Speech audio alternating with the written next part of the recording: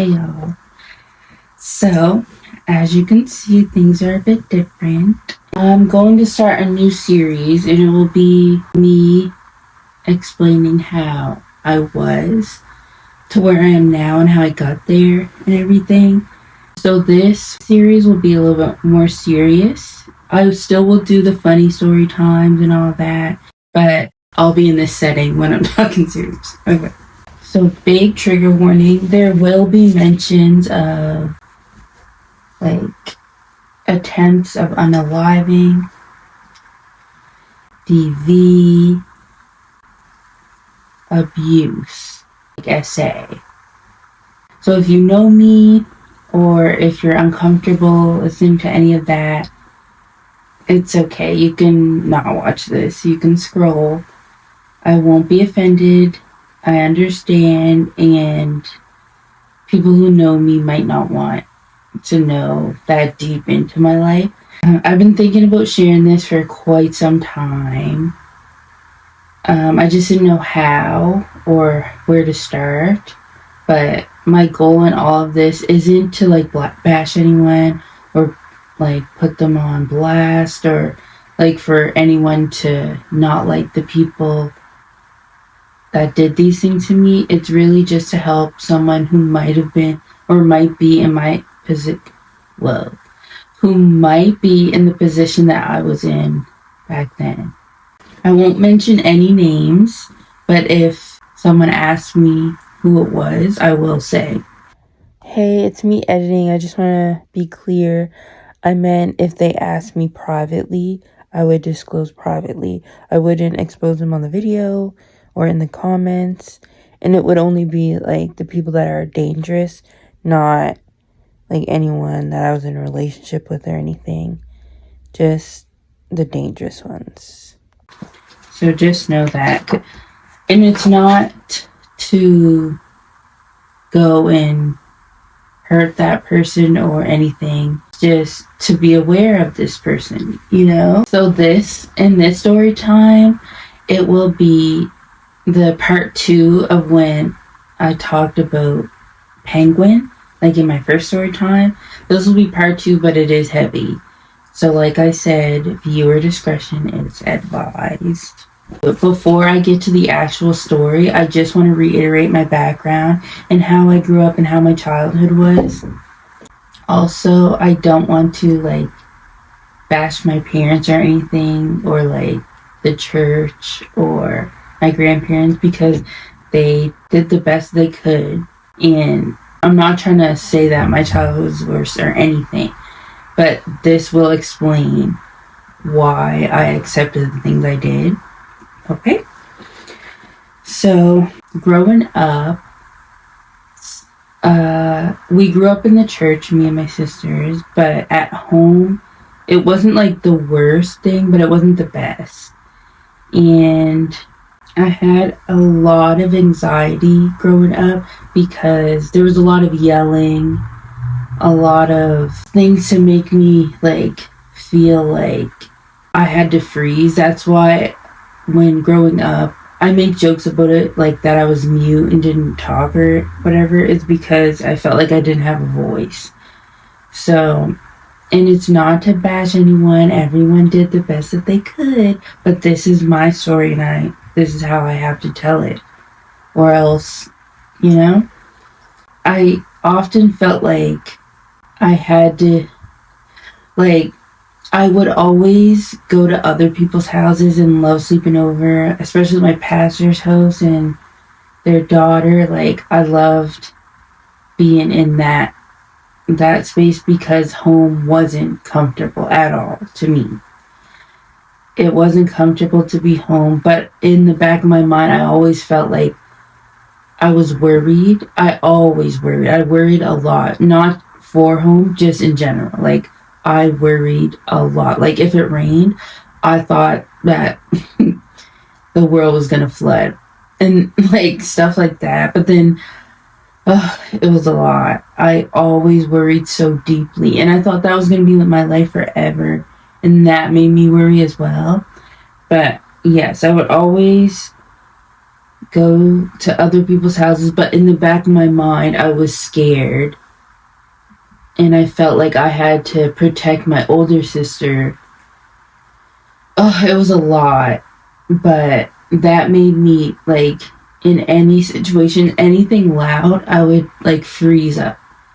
And so it was a lot to deal with as a kid. And I remember I developed anxiety and panic disorders when I was 10. I remember my first panic attack. And I didn't know what it was. Like, I thought, like, in my head, I would be fine, and then everything would slow down. And then, like, this feeling of just doom would fall over me. And I'd be like, I'm gonna die. And my heart would race, and I didn't know why. And the fact that I didn't know why, I wouldn't be able to explain it to people. And so I would just hold it to myself, feeling that crazy way until I couldn't handle it anymore, and then I would tell someone. But that went on for a long time before I even did say anything. And I just didn't know what it was. So I would try and, like, rock myself or go, like, somewhere quiet and just, like, get through it, I guess. Ugh, that's terrible. But I wasn't medicated until 2020. So I went all those years just going through that, going through anxiety, just untreated. And it started showing up in different ways than just fear. It started showing up, like, I feel like in my adult age, which is why I did get medicated, it showed up through, like, irritation. Like, I was mad, but there was no reason. Like, I just would be quick to anger, like, easy. Like, someone would get on my nerves just fast. And, like, it could be the smallest thing, but I was getting out of character, which that's when I was like, nah, like, something's got to give. Okay, so, yeah, so that's all going on. And I remember just always full of fear, but also it wasn't just bad, like, there was good times. And then that brings me to, like, in the church, like, I felt like the older I got, the more serious about it I got, until I stopped going at, like, completely. But me and my older sister, we used to bus to church. Like, we would, like, it's like we had to go. I felt like I had to go or else I'm going to hell, which is not right, but I'm glad that we did go, because our nan, like, was in the church heavy, and she's the reason, obviously, why we're in the church. But we didn't have to go to night church or anything, but I'm glad we did. And I just remember my nanny always saying that the pastor would stop his sermon and look down and say that the Lord's hand's on my life. And I thank him for that. Like, like, because now I understand, but you'll see, like, as the stories go on, like, you'll see, honestly, if it wasn't for the Lord, like, I would have been gone. And it sucks to hear, and it's like, nay, like, don't say that, but it's the God honest truth. Like, I would have been kicked the bucket, bruh. But I'm glad I didn't, and I'm glad that, like, through prayer and, like, more understanding, I do feel like I have a place in the world now. Because even, like, maybe 3 months ago, I just felt like, what's the point of my life? Like, but I'm starting to realize more and more my purpose.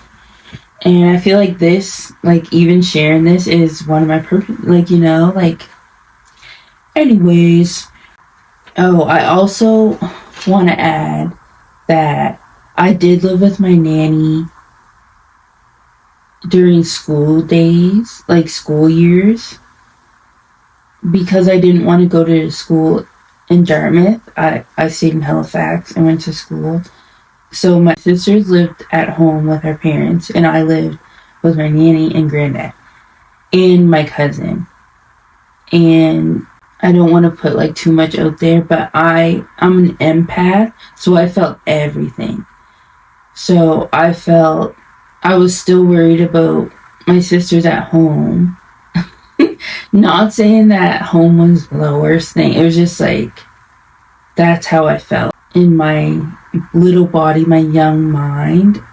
And I worried about my cousin and his home because things are going on there as well. So it's like, I just felt bad, like sad all the time. I felt sad. I felt sad from when I was little all the way till I was like, even now. Well, not now, but like even the summer, you know? There's always felt like there was something missing. Like, I just always felt sad, like to my core. And I didn't know why. Like, anyways, when I lived there with my grandparents, I would go home only on the weekends. So that was after school on Friday, and then go back. So I literally only had after school Friday, Saturday, and then we had church Sunday, and I would go back. So after church, I would go back to my aunt's, right? So it was just really half of Friday and then Saturday. And when I would get home on Friday, my mom would go out. Like, and she was only young at this time, so it's like, yeah, you're gonna want to go out. But in my head, I was like, she doesn't want to see me. Like, she don't care about me. Which is pretty sad. And I carried that a long way. Even, like, past high school, I carried that. Until I just let it go. And, like, I forgive everyone who's, even the worst things in these stories, I forgive the person because it didn't break me. Like, honestly, I might feel bad for you. Like, you know? So, I don't know. I try to have no hate in my heart and no resentment. Like, things, like, thinking of things, it still, like, makes me sad for the younger me, but I don't carry it with me because there's no point to me. Like, and I can never stay mad, but unless you're doing me real dirty, then it's like, I still don't hate you. It's just like, I can't believe you did that to me, but I still don't hate you. Like, live life. I don't wish any bad on anyone, so it's good. Anyways, so Ramble City. So yeah, just know that I felt rejected. It's just for the story, okay? Chill. Alright, so we're gonna get into the story. So when I left off of the other story, the first story time I did with Penguin, there was a party that night, if you could recall, and the night before he was supposed to come to my house, remember? So this is kind of so embarrassing, but I couldn't find any friends to go with. So I asked these girls who I went to school with. But, like, I knew them, but not like that to be, like, going out. Like, I barely talked to them, so it's like, why would you be going? Ugh, embarrassing. Anyways, so I asked this girl, I was like, my friends aren't going because it's last minute. Like, can I come with you guys? Like, I'll get a drive there, but, like, can I hang with you guys? And she said, yeah. So I got my dad to drop me off, and then I saw them, and boom, we were hanging. But at this time, I was shy, so I must have been, well, I was crazy over this guy. Like, dang. I can't believe I wouldn't even do that now. And I'm not even shy no more, but I wouldn't be doing that now. So the only reason why I wanted to go is because I knew he was going to be there. And I thought in my head, as soon as he saw me, we'd be good. Like, it would be all good, and like, he would be able to come over like he was supposed to and all this stuff. And I thought that he was going to be like happily surprised, right? And mind you, I dyed my hair, like I said in the last one, like this color. So remember that. And so I remember going into the host, where the party was, into the basement. And I was trying to like find a drink. Like, what are you doing? What are you doing? And by myself, mind you, but then I saw one of the girls that I asked, and like we were together, but not really, because she kept going off on her own, like. And so I was just by myself, and then I seen him, and I bumped into him, and I was like, "What are you doing?" to him, and he pretended. He was like, "What the fuck?" And then just kept walking past me like, he punked me off, guys. And then I was like, okay, maybe, like, okay, so when I said I dyed my hair that color, I was like, oh, like, he definitely just didn't recognize me. As if I had a new face. Like, what? So I was like, okay, I've gotta go find him again, okay? But then I ran into my cousin. She was like, what are you doing here? And who are you here with? And I was like, with those guys, and I'm here for Penguin. And she was like, Penguin? What? And I was like, what do you mean? Like, what do you know? And she was like, but she was really intoxicated, so she was like laughing and like was like, girl, no. But she kept on like running around doing her own thing too. We kept on like drinking and chilling, and like, mind you, I knew a lot of people here, but I didn't know as much as like I know now. But I was like, I gotta find him again, like. But I was still mingling and talking to other people. It wasn't weird that I was there, and it wasn't like a small little thing. Like, it was like outside and inside type beat. So as the night goes on, I was just like, okay, I'm gonna just go find him, like, on my own. Because, like, mind you, like, I've been drinking Courage, right? So I end up seeing him outside. He was like, Naomi, like, what are you doing here? Like, why are you here? And I was like, for you. This is embarrassing, bruh. But anyways, I was like, for you, like, I started getting bold. So he was trying to walk away, so I grabbed him. I was like, where are you going and what are you doing? Like, stop playing with me, you know? So I tried to give him a hug. He pushed me away. And then, like, he pushed past me and went inside. Like, I was so ashamed. And mind you, like, there's other guys around. There's so embarrassing. In my head, I was like, no. I came here for a reason. Like, what? So I thought, like, okay, I'm gonna find him again, and it'll be okay. Stop. So he went inside. I stayed outside, and I just waited until he came back outside. And then when he came back, I, like, grabbed his hand for him to come talk to me. So, like I said, there was a bunch of guys. This was in front of all the guys. They were standing like this, like in a half circle. And then there was grass here, right? Like, at this point, I didn't really care because he was already embarrassing me in front of them. I was like, come here. I remember he sat on the grass, and so I sat down beside him. And then he got up, like, stop.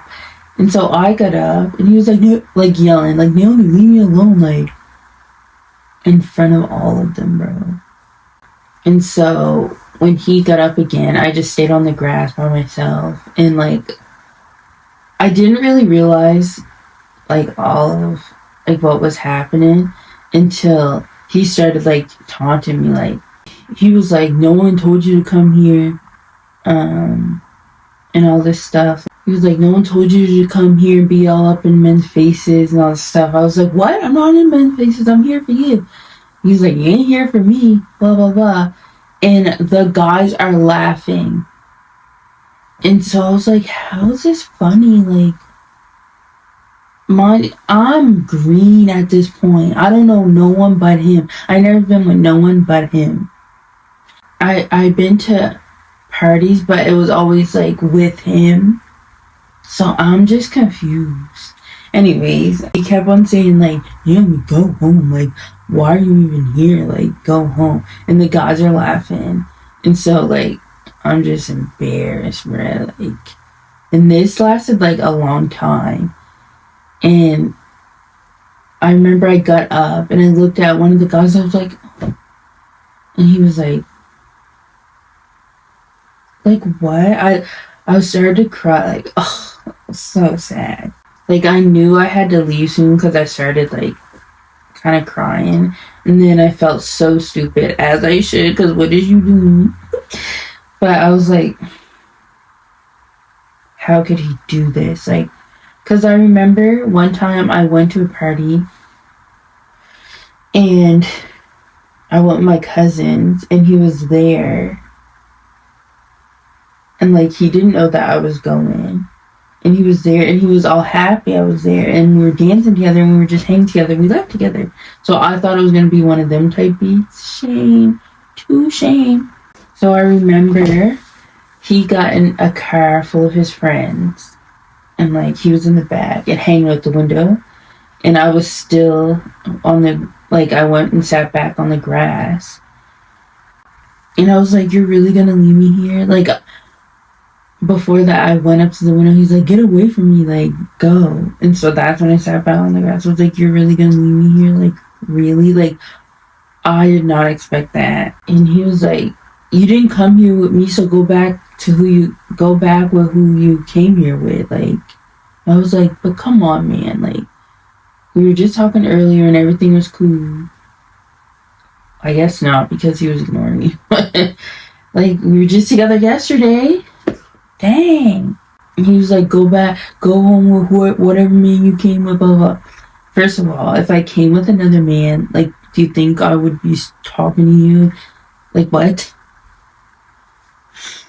But I was like, you're my man. Like, what are you talking about? Oh, this is just so cringe saying it back. And then this is like what made me sick to my stomach, fam. He was like, I ain't you, man. You're not my woman. My woman's home in her bed. And I was like,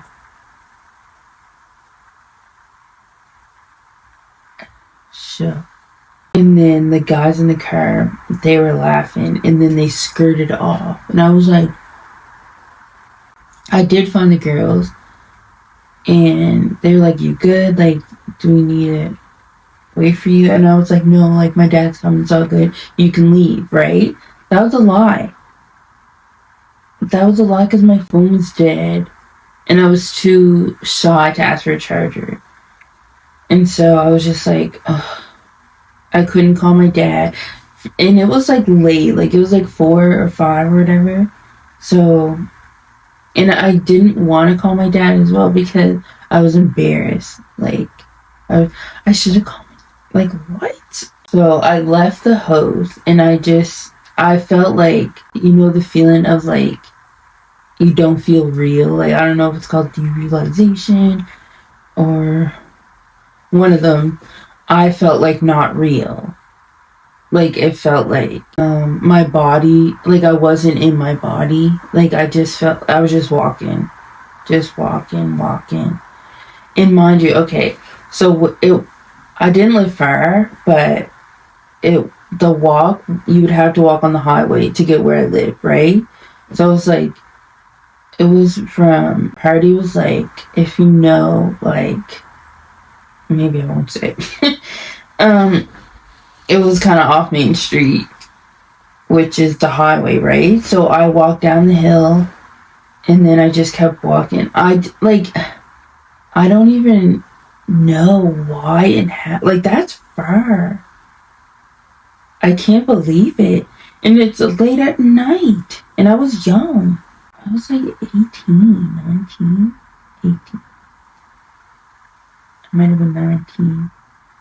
But it doesn't matter, like that's young. And I was walking by myself and I remember I felt like this is it, like not just because of him either, but like my nanny was sick in the hospital. I felt like I was losing everything. Like, it was just a terrible time. Like when my nanny got sick, I felt like the whole world turned upside down. I didn't really care about anything. I was mean, nasty. I didn't really even take into consideration like it was my sister's nanny too, and my mom's mom. I was rude to my mom, and like her mom just freaking went in the hospital. Like, it's terrible. But I just felt like because I live with her, she was my nan. Like that's how I felt, and I was just like, this is terrible news. Like, and so I clung on to this guy even though he was terrible to me, but I didn't know any better or different because not to like bash again, but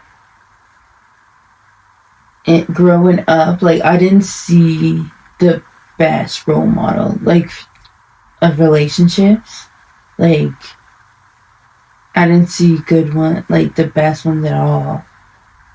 And so when he was like using me and all this stuff, like I just felt like it's normal. Like what? And he would manipulate me too. And like if you don't do this, this, and this, someone else will. He used to always say that to me. Like if you don't do this for me, oh okay, someone else will. And I'd be like, no, like I gotta do this. Like no. And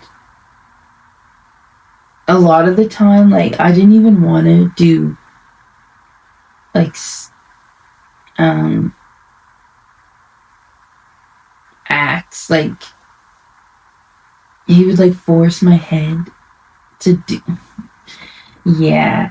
And sometimes I would, like, he would call me over. I'm thinking to spend the day, but really, I would get there. He would have intercourse with me and then send me home. And so that's what, like, whenever he wanted to hang with me, I would like drop everything and go because I felt like I never get to see this guy because he would just send me home after. And like even when we would hang for a long time, I was anticipating when it was time to go home. Like dang. It's actually very sad. And I was going sad too. So if you're watching this and you're young, like don't settle for that. Be mean to these guys. Be mean to these guys because they don't even deserve. They don't deserve the niceness. That like not like overtly mean to like nice guys, but like if they want something from you, no. The answer is no, no, no, no, no, no, no. How about that? Sorry. Anyways, back to the story. So yeah, I walked all the way on the highway, and then I remember a car stopped. That could have been my end, but I didn't. I remember I didn't care. Like I was like, I don't care if I get hit. I don't care if a bear comes against me. I don't care. Like honestly, I wanted that, and so I was like, I don't care if I get kidnapped. Like, I don't care. This life sucks. And so the car stopped and was like, it was kind of raining. And they were like, hey, you shouldn't be walking out here by yourself. And I was like, I just kept on going like that. And they were like, do you need to drive? Like, why would I go in? And I was like, they were like, are you okay? And I was just like, yeah, I'm good. Like, go. So they left. I don't know like what that was, but then I remember I went to the gas station to ask to use their phone, and instead of me calling my parents or anything, I called this guy.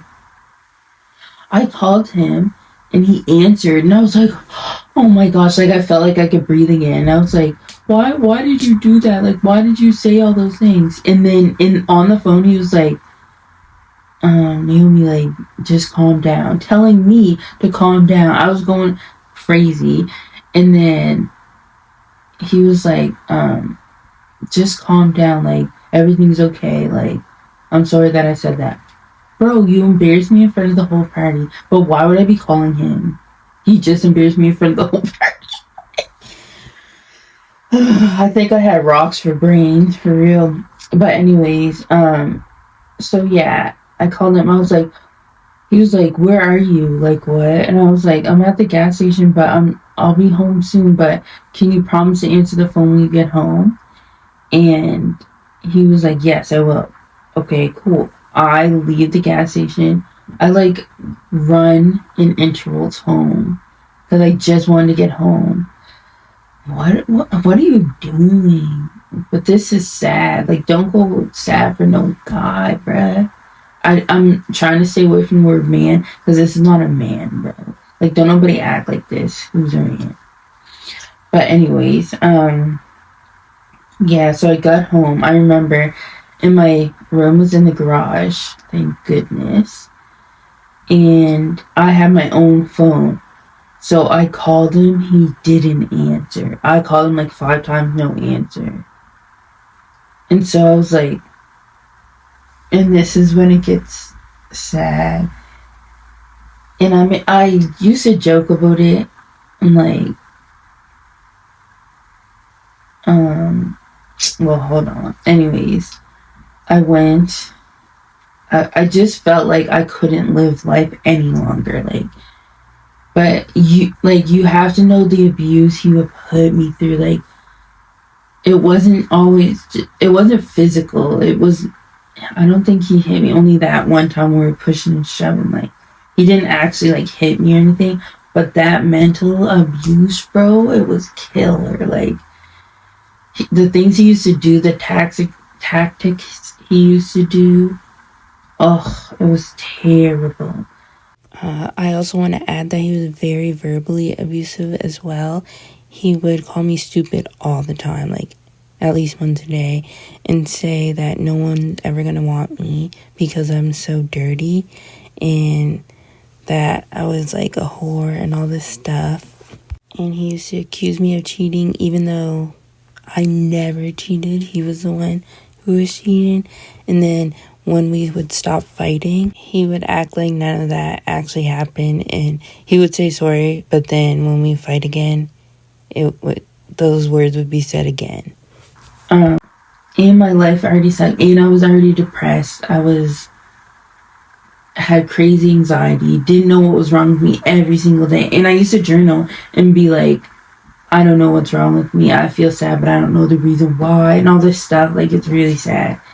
And I used to go to school crying, all this stuff. I isolated myself from my friends, my family. I would be mean so that they would leave me alone. But I didn't ever talk to anyone. So this night, I was like, I'm tired of this. Like, I already had a blade. And, like, I didn't know that the way you had to do it. I didn't know. I'm not even going to say. But I didn't know the way you had to do it had to be a specific way. So I started just like cutting my arms. And then I took a full bottle of pills. Like Tylenol. I didn't know. I was just doing anything. I was like, I just want to go to sleep and not wake up. Like, that was the goal. And so I did do that. And at the time, I couldn't even take pills. Like, I felt scared, but at that time, I didn't care. I was not scared because I wanted to go. I wanted it to end. And so, like, my sister, she's still, like, be like, remember when you tried to kill KYS over a guy? Like, I'll make jokes like that. And it, like, okay, but it really wasn't just because of him. There was a lot of factors. My, like, all the way from when I was little up until now, like, not knowing what was wrong with me. Even in elementary, like, I didn't know. I had a lot of panic attacks by myself. Like, I didn't know. Anyways, yeah, so I just wanted it all to end. Like, I just felt like he was a cherry on top. He was my 13th reason. For real. But, yeah, that was just like, alright, I just gotta get out of here. And, like, at the time, I knew that it was a sin to even try to commit, like, I thought, I don't know. But I was like, I hope the Lord forgives me, but I just don't want to live anymore. Oh, poor Nang. Yeah, so the next morning when I woke up, I was sick. Like, literally. I didn't feel well at all, obviously. And I was mad that I woke up. Like, I was like, what? Like, like, in my head, I was like, I thought I was gonna, like, bleed out. I thought I was gonna, but I didn't. And so I was like, freak, man. Now I have a hangover. Freaking, feeling sick because of the pills. Like, and so my mom ended up taking me to the doctor because she didn't understand what I was going through. Like, I was going crazy. Like, I think I had, like, another panic attack one day, and she took me to see someone to, like, talk to a doctor, psychiatrist, and they asked me, like, while she was there, if I ever tried to do that. And then I said yeah, and she couldn't believe it. Like, she was like, what? Because she didn't even know, bruh. She didn't know. And I didn't want her to know, but, like, even now she'll say, like, committing suicide. I don't know if I can say that. Trying to unalive yourself is very selfish, which I get. Like, I get that aspect, but you don't know what that person's going through. You think, like, people, like, if you're already born, do you think I really want to do that? Like, it's just, like, it's to the point where you can't take it anymore. Like, you can't take the torment anymore. Especially, like, even people who are worse off than me, like, hearing voices, all this and that. Like, I can't imagine all that. No, I can't imagine. So, but yeah, I just couldn't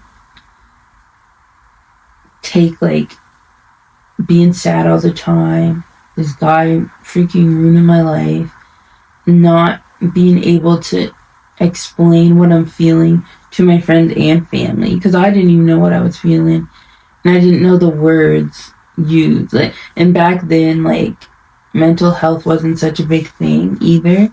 So I'm like, I don't know what's wrong with me. I felt like I was going nuts for real, when I think the whole time, like, I just could have. And I'm not saying meds are the cure for everything, but I definitely should have been in therapy. For sure. Something. But, like, yeah, I wasn't connecting there. And, like, you gotta remember, like, my mind was sick. Like, I was sick. So to think rationally wasn't, like, an option for me.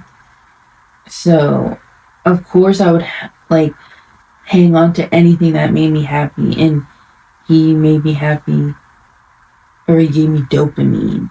Not actually happy. Like, it was just the release of dopamine, like, every time. But then when he would treat me bad, like, I would get low and low. So it was just a cycle of just toxicity, really. My life was chaos, like.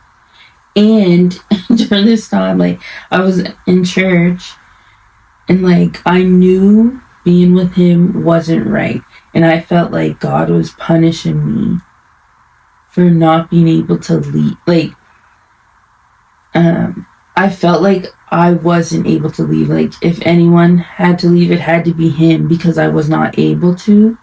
But, like, obviously, grown up and learning, like, nurses are not gonna ever leave you. Like, they're not gonna leave you.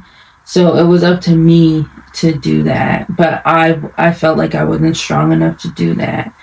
And so I just felt like God was punishing me by keeping me in that cycle, even though he has nothing to do with it. So, but I knew it was terrible. And like, I was just like, oh, I've gotta get my mind right. But like, obviously, as time went on, I left him because I started like,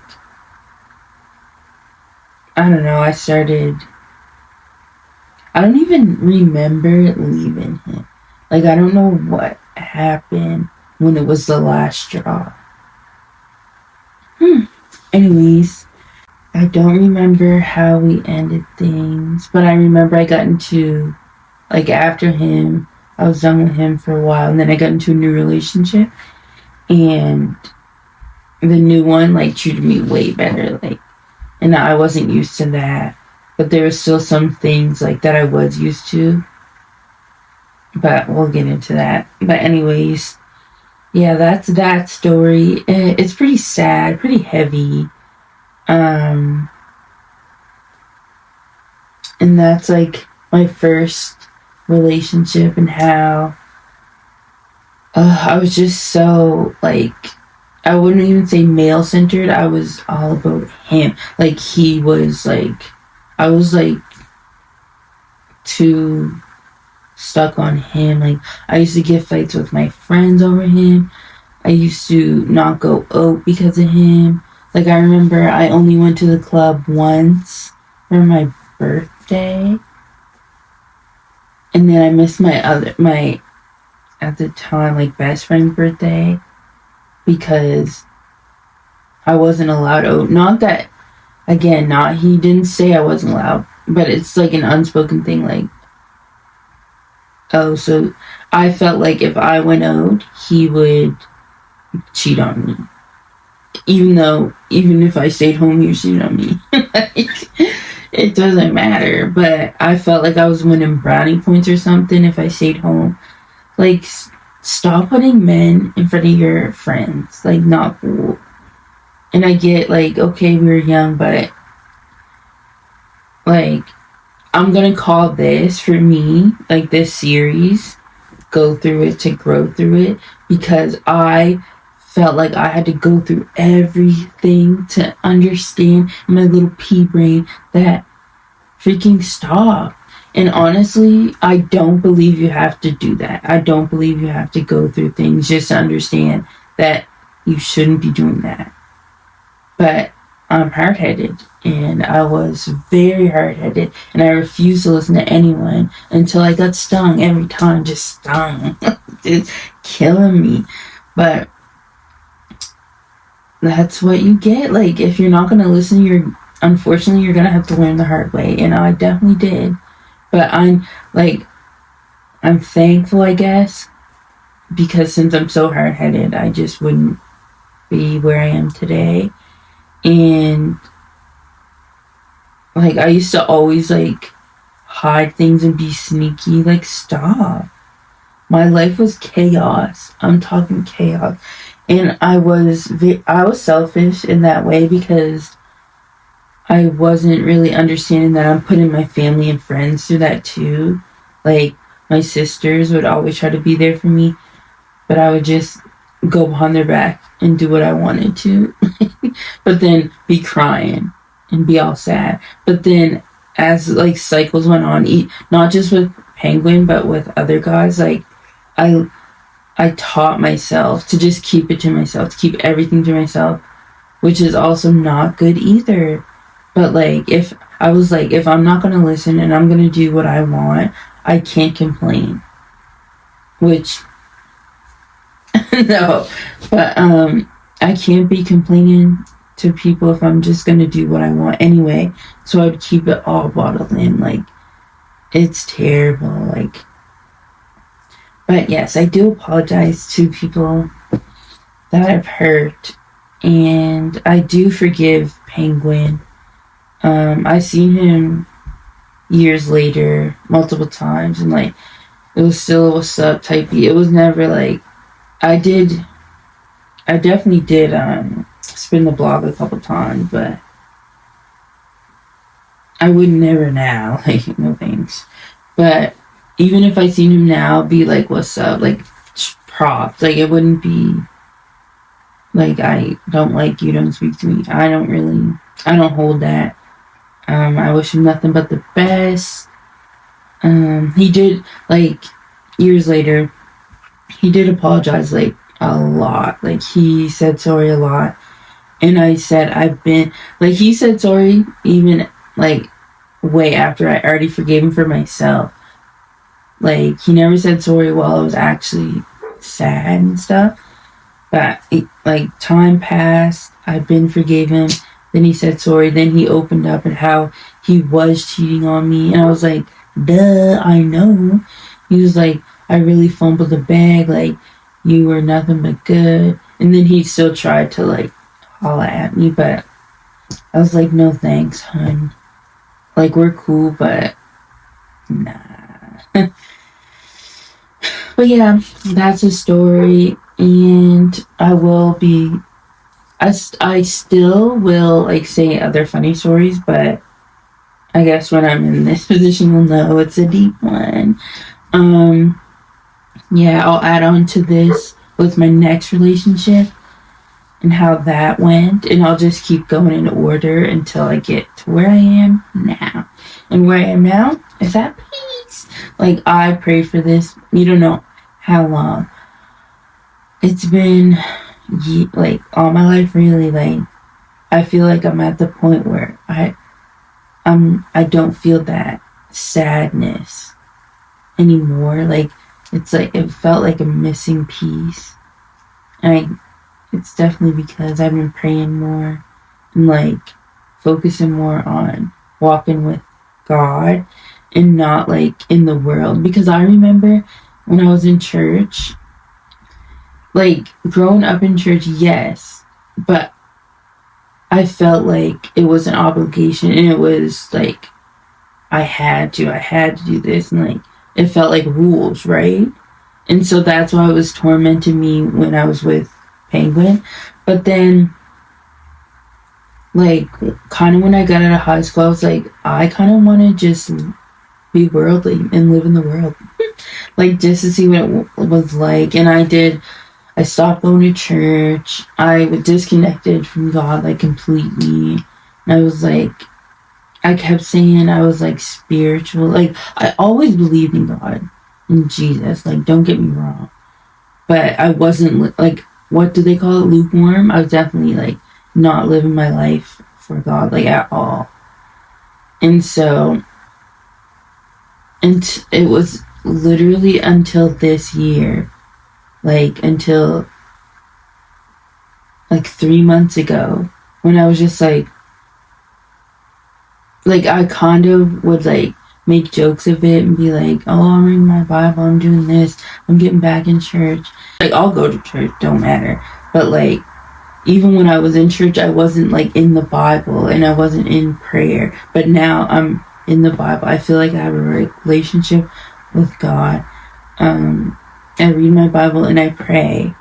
And like I stopped smoking. I stopped desiring. I stopped watching corn. I'm trying to stop using my toy. Like I'm just trying to stop everything like lustful. Ugh.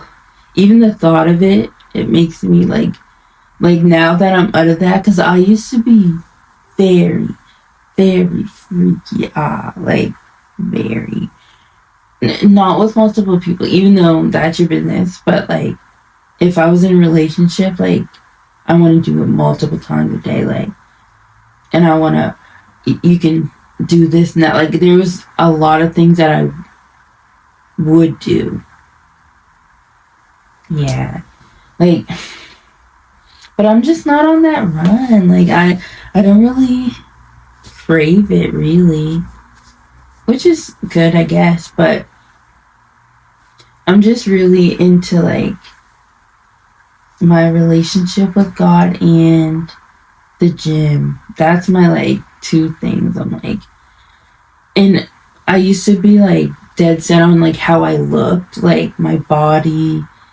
And, but then I'm like, that's kind of vain. So it's really just about health to me. Like I take my vitamins now. I try to eat healthy. Like, it's more about health and how I look, because honestly I don't really care how other people perceive me. I don't care. But no, but yeah, I'm just still on this journey. I'm trying to get through it day by day, and I'm just so thankful that I don't have that sadness in me and that need for male validation, because it can really ruin you, honestly. Yep. So yeah, that's it for today. Thank you for listening. Thank you for hearing me. If you ever need to talk, do not hesitate to message me. I'll always listen, and I can relate, I'll tell you. And I never will judge. Judgment free zone here. But yeah, please make sure you like this video, subscribe to my channel, follow me on my socials, Instagram at NateBiz1Z, and TikTok at NateBiz 3Zs. And I don't have X or anything. I don't have Snapchat anymore. Another thing that I got rid of, that peaceful, because I just felt like you're too in my business on Snap. Like, get in my business. Even sometimes on Instagram, I feel like that. Even though it's just because I'm living my life that I feel like other people know how I'm living. Anyways, but yeah, thank you for listening. Bye, y'all.